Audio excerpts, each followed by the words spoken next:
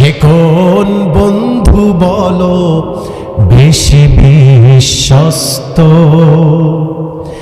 যার কাছে সব কথা বলা যায়, যার কাছে সব কথা বলা যায়, হওয়া যায় অতি আশ্বস্ত। তার নাম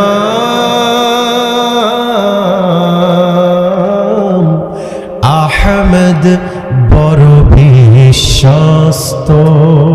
ঠিক না?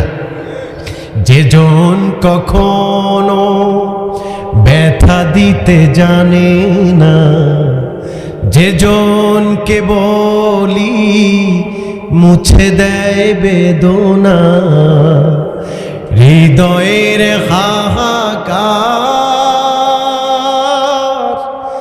আপন করে নিতে আর কার বুক এত প্রশস্ত। তার নাম